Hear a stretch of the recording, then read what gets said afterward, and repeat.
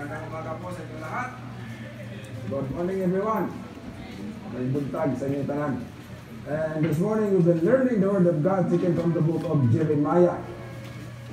Doon na mo yung mga Biblia, pakibukat na lang po, Jeremiah chapter 20 verses 1 up to 13. Jeremiah, kapitulo 20, versikulo 1 hanggang 13. I'll be reading it in English and you follow me silently. Jeremiah chapter 20 verses 1 up to 13. The Word of God says, when the priest Pashur, son of Immer, the chief officer in the temple of the Lord, heard Jeremiah prophesying these things, he had Jeremiah the prophet beaten and put into the stocks at the upper gate of Benjamin at the Lord's temple. The next day, when Pashur released him from the stocks, Jeremiah said to him, "The Lord's name for you is not Pashur, but Magor Misabib. For this is what the Lord says, I will make you a terror to yourself and to all the friends. With your own eyes, you will see them fall by the sword of their enemies. I will hand all Judah over to the king of Babylon, who will carry them away to Babylon and put them to the sword. I will hand over to their enemies all the wealth of the city, all its products and all its valuables and all the treasures of the kings of Judah. They will take it away as plunder and carry it off to Babylon. And you, Pashur, and all who live in your house will go into exile to Babylon. There you will die and be buried, you and all your friends to whom you have prophesied lies. O Lord, you deceived me, and I was deceived, and overpowered me and prevailed. I am ridiculed all day long. Everyone mocks me. Whenever I speak, I cry out, proclaiming violence and destruction. So the word of the Lord has brought me insult and reproach all day long. But if I say I will not mention him or speak anymore in his name, his words is in my heart like a fire shut up in my bones, and I am weary of holding in it. Indeed, I cannot. I hear many whispering. Terror on every side. Report him, let's report him. All my friends are waiting for me to sleep, saying, perhaps he will be deceived. We will prevail over him and take our revenge on him. But the Lord is with me like a mighty warrior. So my persecutors will stumble and not prevail. They will all fail and be thoroughly disgraced, and dishonor will never be forgotten. O Lord Almighty, you examine the righteous and prove the heart and mind. Let me see your vengeance upon them, for to you I have committed my cause. Sing to the Lord, give praise to the Lord. He rescues the life of the needy from the hands of the wicked. Kung kita kanimo Diyos intak na sa kabuntagon, salamat sa inyong pulong Ginoo. Nga nagapahinomdom ka namo Ginoo nga ikaw ang gamhanan sa tanan, ikaw ang tagapanalipod sa tanan nga nagadaog-daog ka namo. Lord, bless your word and bless your people who are in this morning. In Jesus' name, amen and amen. Now, yung minsay na binasa natin ngayong umaga ay bibigyan natin ng pagsa hope in the midst of discouragement. Ang pag-asa sa gitna ng makapanghihinang sitwasyon. Kaya, ang pagkakaroon ng pagka-discourage o ang pagkaroon ng panghihina ay bahagi talaga ng buhay ng tao. Ang pagka-discourage, kahit Kristiyano na tayo, maraming mga pagkakataon na darating din tayo sa pagkaka-discourage. Ganun talaga. Now, paano ba ito dumarating sa buhay natin? Ito ay kusang darating sa ating buhay kung sa pag-iisip natin, ginawa na natin ang lahat. Diba? We have done everything, we have prayed and everything, we have done everything. Pero ang resulta, malayo pa rin sa ating inaasahan. Diba? Ginawa na natin ang lahat, pero wala pa rin resulta. Kaya ano ang mangyayari? Madi-discourage tayo. Magkakaroon tayo ng panghihina sa ating kalooban. Kaya sa simpleng ilustrasyon, di ba, minsan, gumising na tayo ng maaga, nag-exercise na tayo, nag-jogging na tayo, sa pag-asa na pumayat. Marami, ginagawa natin yan. Pero pagpatong mo sa timbangan, lalo pang bumibigat kaysa dati. Na anong mangyayari? madidismaya ka talaga. Maaga ka nang gumising, mag-practice ka na, dahil sumali ka sa isang tournament, pero pagkatapos ng laro, talo pa rin, kumilat pa rin, kaya resulta, ma-discourage. Sa mga magulang, gumising na tayo ng maaga, pinaghandal na natin yung ating mga anak, ginawa na natin ang lahat, binibigyan na natin sila ng everything. Pinagdasal na natin sa pag-asa na magbago yung kanilang mga ugali. Pero ganun pa man, pasaway pa rin. Kaya bilang mga magulang, bahagi talaga sa atin itong pagka-discourage. Kaya hindi maiwasang magkaroon talaga tayo ng pagka-discourage. Kaya batay sa mensahe binasa natin ngayong umaga, ang pagka-discourage ay nangyayari rin sa buhay ni Propeta Jeremiah. Sino ba si Propeta Jeremiah? Siya ay isang propeta, tinawag ng Panginoon na maging tagapagsalita sa ating Panginoon. He to become the speaker of the Lord, mouthpiece of the Lord. And dahil diyan, sinunod niya ang lahat ng mga sinasabi ng Panginoon. Propeta siya, para siya ang taga-bunyag, siya ang taga-sita, at siya ang mga ngaral sa mga masasamang mga hari noon at lahat ng mga tao na hindi sumusunod sa Panginoon. Ginawa yan ng ating propeta na si Jeremiah. Pero sa halip na sa ginawa niya, maraming busy siya. Siya ay naging kalaban sa mga naging kaaway siya sa mga masasamang tao. Kaya maraming busy siya ipinahuli, maraming busy, isang busy inuhulog na sa balon, walang kain and everything. Marami na siyang natanggap na palo para lang sumunod sa kagustuhan ng Diyos. Pero anong nangyari? Para lang pinabayaan siya ng Panginoon. Nakikita natin, nagreklamo na siya sa Panginoon, Lord, why do you deceive me? Nganong ipasagdan mo man ako, Panginoon? Ngano man? Bakit? Kaya nagreklamo siya sa Diyos na bilang propeta, nag-isip siya na dahil, kung sabihin natin, bata na siya sa Panginoon, malakas na sa Panginoon, dapat proteksyonan siya ng Panginoon. Dapat hindi na mangyari sa kanya yung pagpapalo, hindi na mangyari sa kanya yung pagkabilanggo and everything. Pero talimos sa kanyang inasahan, masama ang dumarating sa kanyang buhay. Kaya hindi maiwasan, discouraged si Propeta Jeremiah at nagreklamo na siya sa ating Panginoong Diyos. Yun ho ang lahat sa binasa natin, naglalaman ng reklamo. Reklamo ni Propeta Jeremiah dahil sa isip niya, pinabayaan na siya ng ating Panginoong Diyos. Kaya bilang mga Kristiyano, bilang bahagi sa mundong makasalanan, makakaranas din tayo ng maraming pagka-discourage o panghihina sa sarili. Katulad ni Jeremiah, batay sa mensahe natin ng umaga, ano-ano ba ang gagawin natin? Yes, magkakaroon man talaga tayo ng pagka-discourage. Magkakaroon man talaga tayo ng panghihina sa sarili. Ano ba ang gagawin natin para mapaglabanan natin yung discouragement at magpatuloy tayong maglingkod sa Panginoon? Kung sa may itong buhaton, na pwede na itong malabanan ang pagka-discourage para magpadayon diapon ta na magserbisyo sa Panginoon. Marami na tayong mga kasama rito, siguro sa discouragement o mga dahilan, hindi na natin makikita sa simbahan. Nag-give up na sila. Pero si Jeremiah, discouraged na siya, nagreklamo na siya, pero patuloy pa rin siya naglilingkod sa Panginoon. Kaya, ano ang gagawin natin? Bilang mga Kristiyano, ano ba ang dapat natin gagawin para mapaglabanan natin ang panghihina sa ating sarili? Kalooban. Unang-una, batay sa mensahe na binasa natin, let us be honest. Ay, ibig sabihin, dapat magpakatotoo tayo. Kung ano man yung naramdaman natin, huwag tayong basta-basta itago lang natin. No?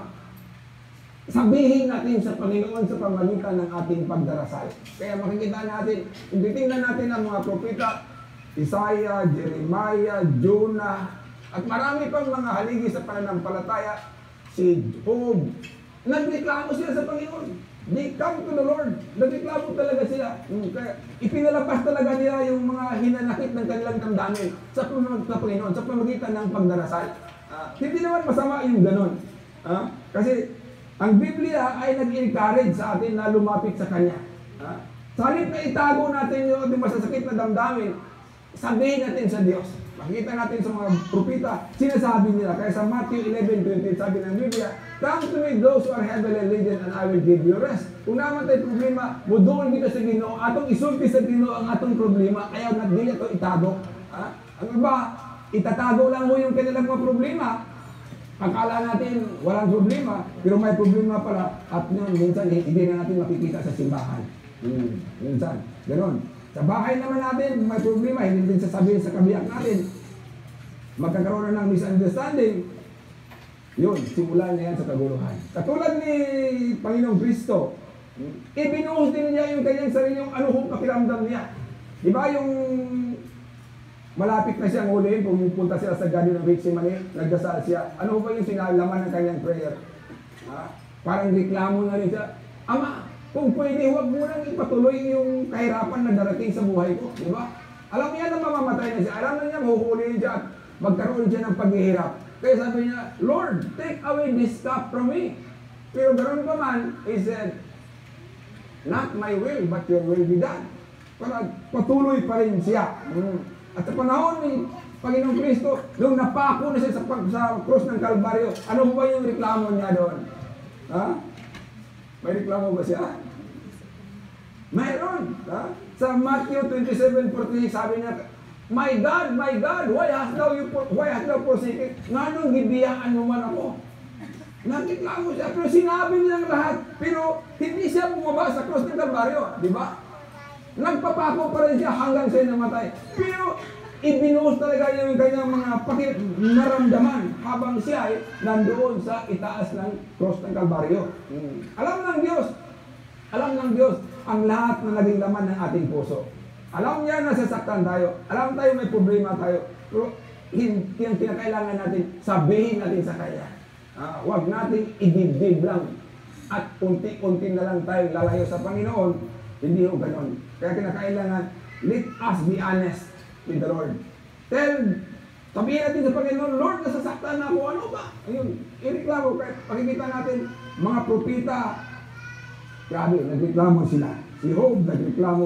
Pati si Panginoong Kristo, nagreklamo siya. Meaning, hindi masama yung nagreklamo. Pero huwag lang kuminto sa pananalangin. Be honest.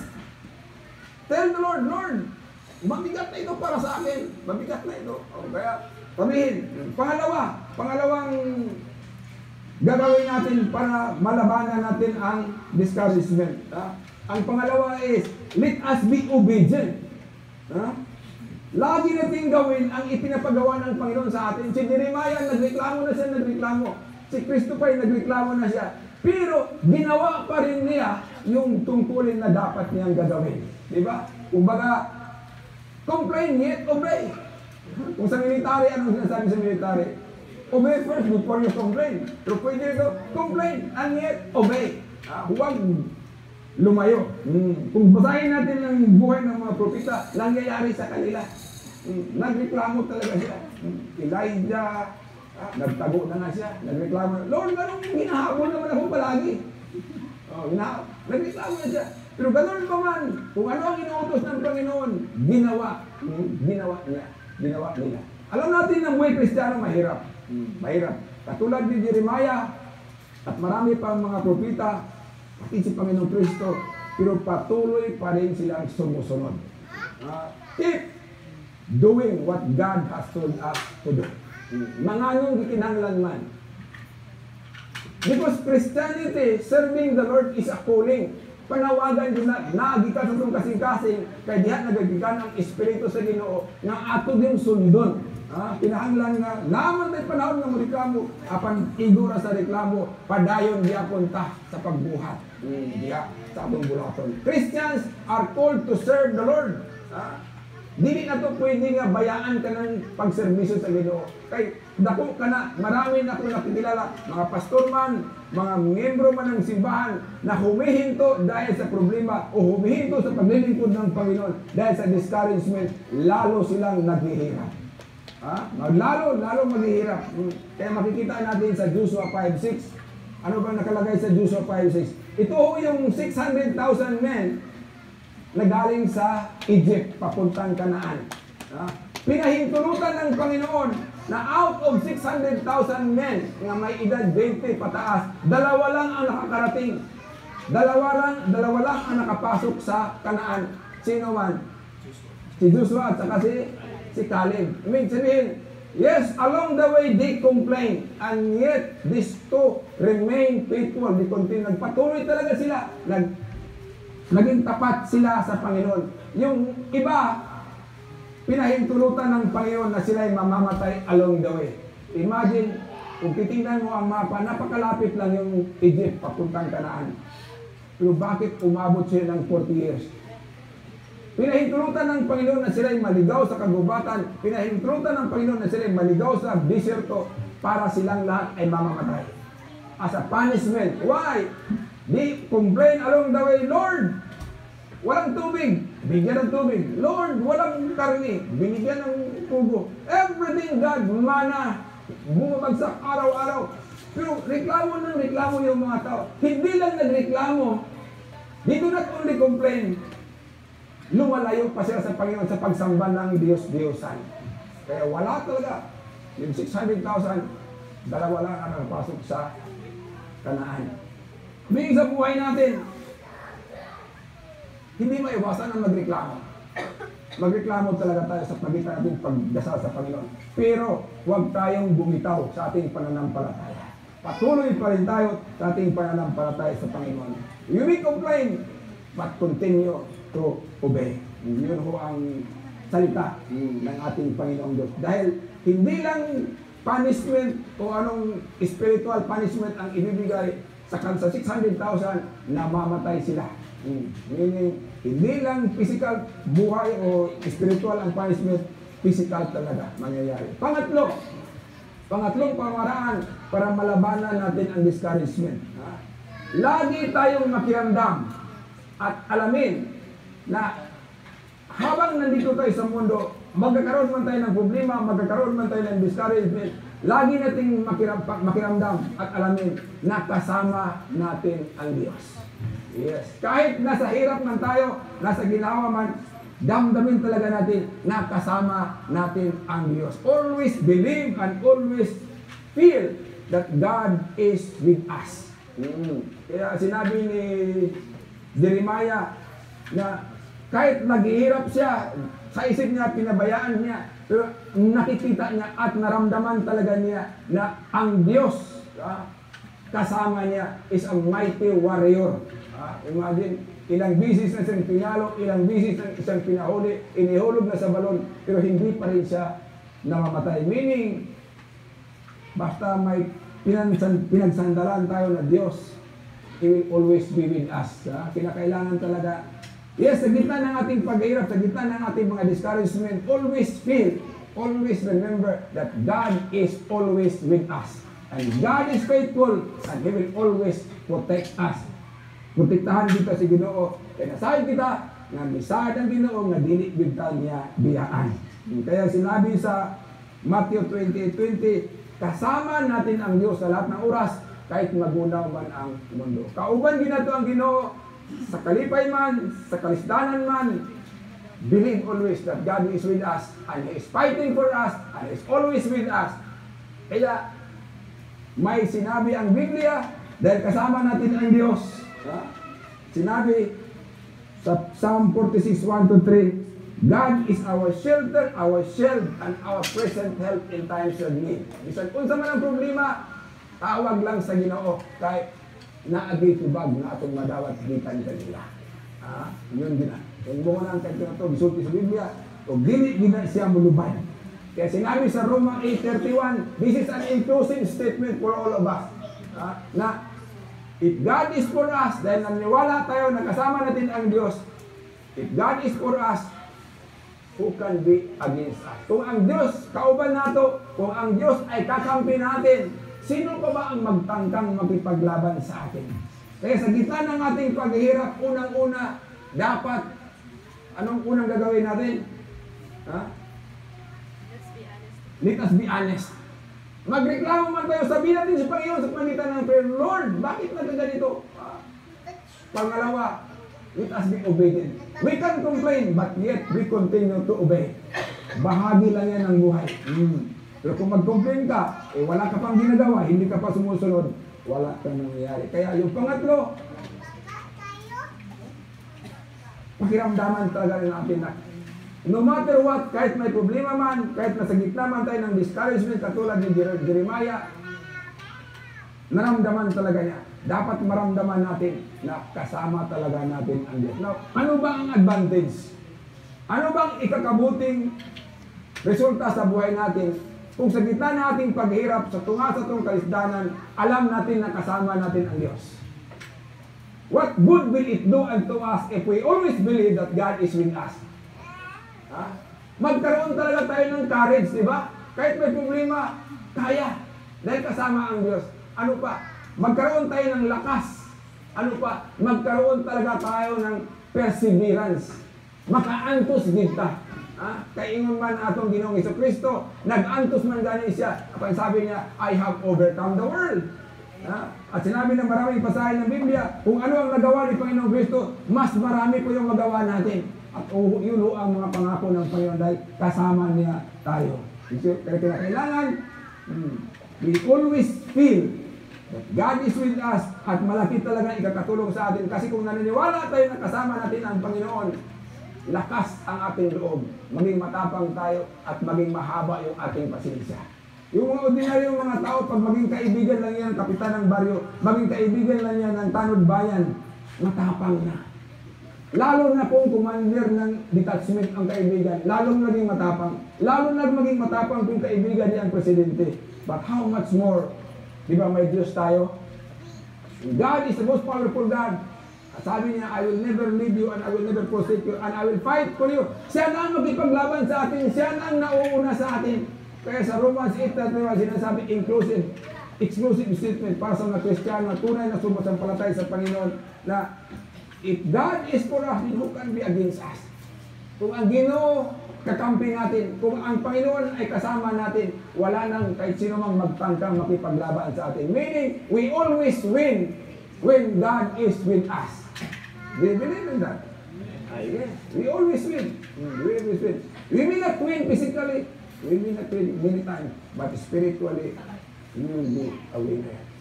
Kaya, kung lagi tayong makiramdam at malaman na kasama natin ang Diyos, kahit sa gitna man ng kahirapan, yung ating mga discouragement, unti-unti yan mapalitan ng encouragement. It changes us. Dahil alam natin sa Matthew 6:25-26, na kahit man ang mga ibon, pinangalagaan ng Panginoon. Di ba? Sabi ng Biblia, huwag daw tayong ma-worry about everything, what to eat, what to drink, what to wear, kung anong isusuot. Tingnan mo yung mga ibon, wala naman silang farm, pero hindi sila nagugutom. God provides their needs. How much more tayo, mahal na mahal tayo ng Panginoon, at siya pa'y namatay para sa atin, para ipakita talaga niya yung dakilang pag-ibig sa ating lahat. Kaya wala tayong dapat ipangamba. Believe in God, and we are always insecure. Nasa secure tayo sa kanyang mga kamay. Pinakailangan lang ron. Kaya kahit na lang mga ibon, pinapangalagaan ng Panginoon, how much more for us? Mayroon tayong awitin na basa ko sa internet at narinig ko minsan, yung untitled, His Eyes is on the Sparrow. Alam niyo yan? Sino makapagkanta yan? Mas maganda, no? Di ba sabi ng kanta, His eye is on the sparrow. Bakit ba tayo magkaroon ng panghihina? Bakit ba ang ating puso ay magkakaroon ng kalungkutan? Si Kristo ang ating kaibigan, di ba? At siya ang pinagmulan ng lahat ng mga bagay. He provides. Ang kanyang mata ay nakatutok sa sparrow o sa ibon. How much more to us? Hindi lang nakatutok, God is with us. Kasama natin ang Diyos, kaya mas higit tayong maging matapang, mas higit tayong magkaroon ng pag-asa. Wala tayong dapat ipangamba, wala tayong dapat ikabahala. Why? Dahil lagi niya tayong binabantayan. Hindi lang nakatutok yung kanyang mata, binabantayan tayo ng ating Panginoong Diyos. Kaya, when we know that God is with us, we have always the courage. We have always the perseverance. Ang pang-apat na dapat natin gawin para malabanan natin ang paghina, magbigay tayo ng papuri sa Diyos. Ano bang sinabi? Dapat purihin natin ang Diyos sa lahat ng mga pagkakataon, bagay na darating sa ating buhay. Give thanks. Praise God. Diba? Ano bang magawa ng pag-praise natin sa Panginoon? Ano bang magawa niyan sa buhay natin? Inutos ng Biblia sa James 5:13 na kung tayo ay malungkot, anong sinabi? O nasa mga panghihinang okasyon, tayo ay nasa encouraging, magkaroon tayo ng encouraging situation, discouraging situation, dapat magdasal at aawit ng mga awiting papuri. Pray and praise God. Kakanta, magdasal at kakanta. Na ano bang magagawa niyan? Kung nasa problema tayo, magdasal. Kung nasa kasiyahan tayo, mag-praise sa Panginoon. Ano ba ang ikakatulong niyan? Kung malungkot tayo, kung may problema tayo, ano bang ang ikakatulong ng praising God? It will divert our mind from the problem into the goodness of God. Diba? Kung may problema, matabunan na ang problema sa presensya ng Panginoon. Why? Because God is good. And God will always help us. Tutulong talaga ang Panginoon. Kaya kung ano mga problema, God, we have a God greater and bigger than all the problems of the world. Kaya makikita, maninibabaw talaga. At yung ating damdamin, magbabago. Yung mga problema, matabunan na siya sa atong singgit, pagkanta o pag-ampo diya sa Ginoo. Di ba nanganta ta kanina? Nagkanta na, praise God, praise God. Meaning, kung may problema man, alam ko na pag alis natin sa bahay, marami tayong problema. Pero pagdating dito, habang kumakanta tayo, mawala ho yung problema natin. Because lahat, mangingibabaw talaga ang Panginoon sa ating buhay. Pangalawa, ang unang, it will divert the problem. And, mangingibabaw ho yung goodness of God sa ating buhay. Pangalawa, ang pagbigay ng papuri ay ang pagtanggap sa kasalukuyang pangyayari. Meaning, kung naamat na sa problema, matatanggap natin yung problema bilang bahagi sa plano ng Panginoon.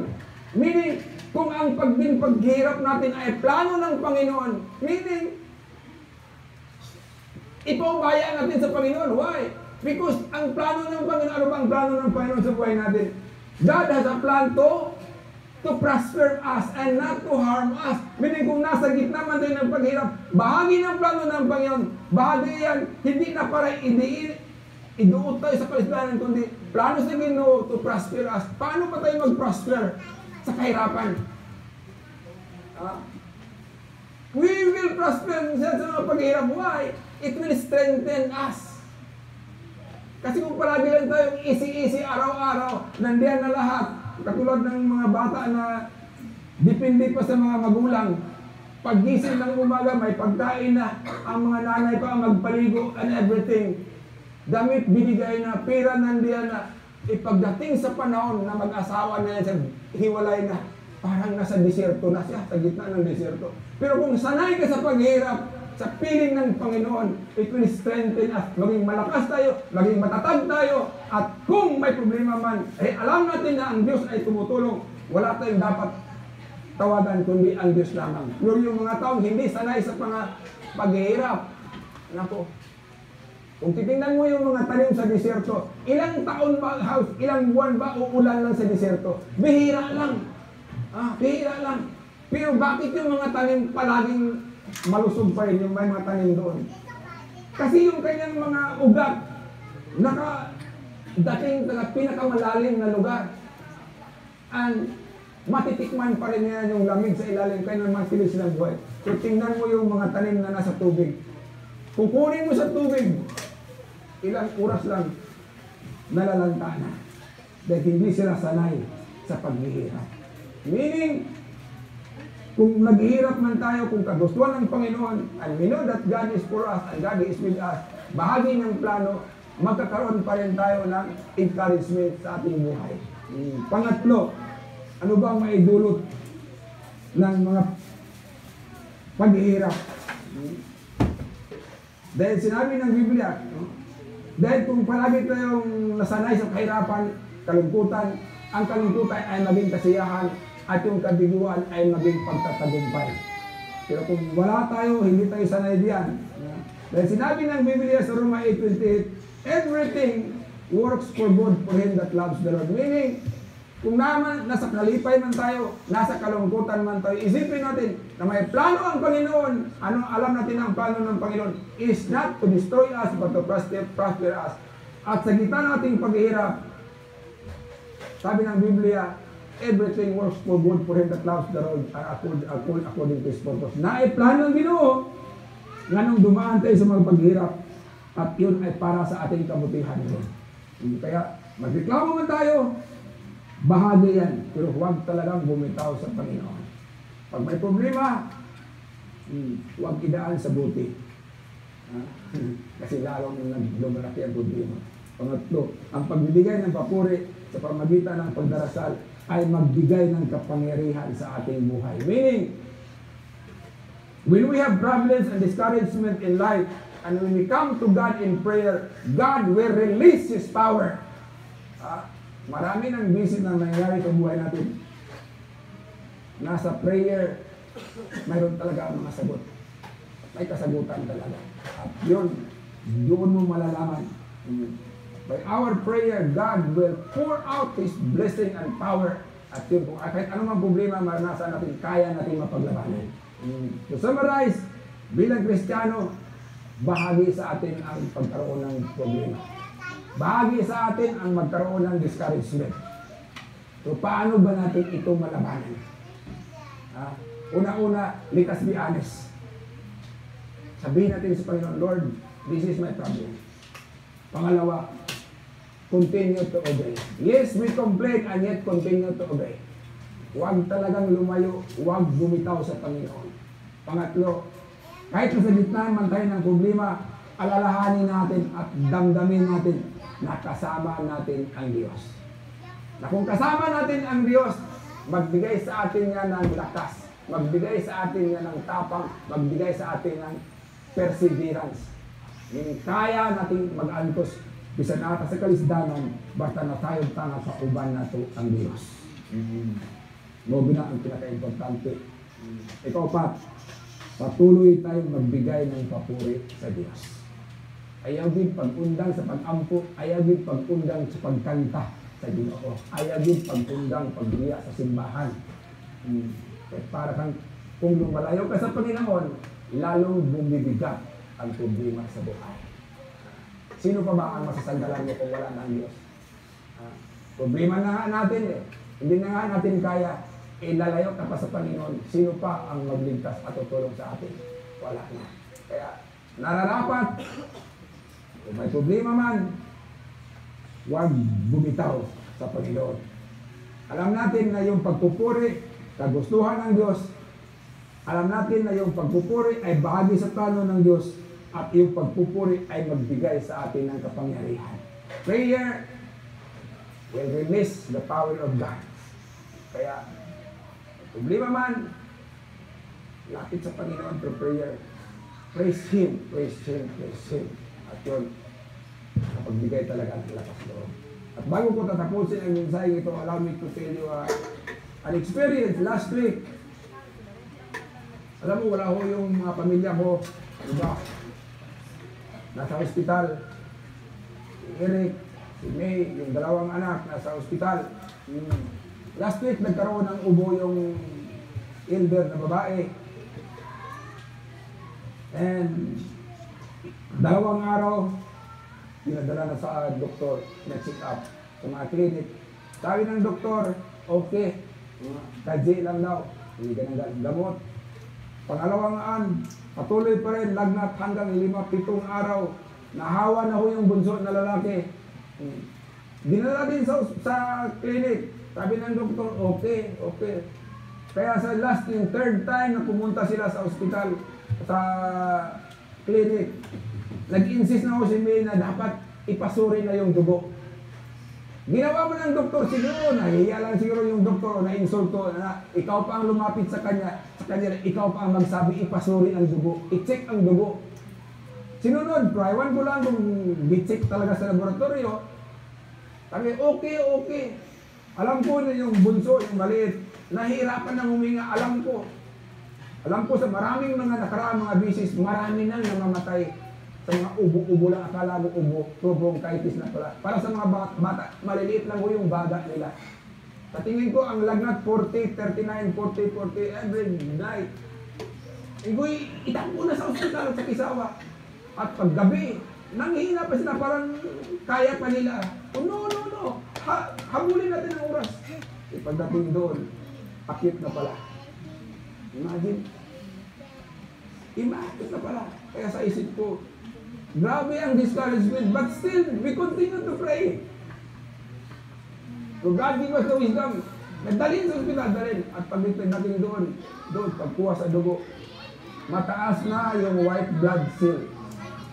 Ang ibig sabihin, kung dengue, kasi may isip ako, baka akal dengue. Mga pamilya sa dengue na sakit. Kung mga dengue na sakit, bababa yung white blood natin. Kakainin, mawala. Pero tumaas, i-reverse. Ano ibig sabihin bakit? Kaya nalaman na akit na pala yung bronchitis, akit na pala yung pneumonia. In 7 days, basta maliit na bata, 2 araw pa lamang, huwag na ninyong matagalan. Dahil nasa ospital kaagad. Kasi minsan yung mga klinik, uso ng ubo ngayon, kajit lang yan, ordinaryo lang yan. Hindi natin alam, hindi na pala halos makahinga yung bata. You see? But, praise God! We continue on, meaning, complain to the Lord, but obey, and always give thanks to the Lord. Diba? May sinabi, di ba may kanta? Tarong footsteps in the sun. Footsteps in the sun. Isang araw may isang tao nagreklamo, sabi nga niya, sabi mo Lord na kung magkaroon ng problema, I will never leave you or forsake you. So in the time of trouble, yung tao na ano niya, nakikita niya habang naglalakad siya sa dalampasigan, nakita niya, bakit isang set of footsteps na lang yung nakikita? Dahil may pangako ang Panginoon, I will never leave you nor forsake you. Sa gitna natin kahirapan, nangako ang Panginoon, nagkasama tayo, kasama niya tayo. Kung nagreklamo yung tao, bakit? Kung kasama mo ako, dapat 2 footsteps yung makikita sa doon ng pasigan sa buhangin. So sagot ng Panginoon, I love you my son. During the time that you are in trouble, it was then that I carry you. Pasal tayo ng Panginoon. Kaya huwag bumigay. Makakaranas na tayo ng discouragement, makakaranas na tayo ng Panginoon sa buhay. Keep praising, keep believing that God is always with us and God is always helping us. Pero do not ignore also. Yes, we believe, but wala naman tayong gagawin. We must do something. James 2:17, faith in itself, if not accompanied by action, is dead. Maniniwala tayo ng bunga ng bayabas na hinog na. Naniniwala ka, aantayin mo lang mahuhulog sa bunganga. Mahuhulog na, pero sira na, may uod na. Habang may panahon, gawin natin yung dapat gawin. God has provided everything. May mga doktor naman, may wisdom naman, everything. Kaya we can do everything. Kung hindi naman, lahat gagawin natin. Gagawin sa Diyos. We have also a part in everything. Kaya, bagay sa salita ng Panginoon, binasa natin yung umaga, magkaranas talaga tayo ng problema. Kristiyano man tayo o hindi, magkaranas tayo ng problema, discouragement in life. But always, pinakailangan na let us be obedient to the Lord. Let us always give praise to the Lord. Alam natin, He will never leave us and forsake us. Lord, thank you Lord for your word, for reminding us. You are really indeed so good to us, Lord. Alam namin, makakaranas kami ng problema. Minsan, magreklamo na kami, Panginoon. Pero nakakahiya. At nagbatay sa sinabi sa footsteps in the sun. During the time that we needed you the most, it was then that you carried us. Yung mga apak na nakikita namin, hindi na amin yun. It's yours. Because you are true to your word.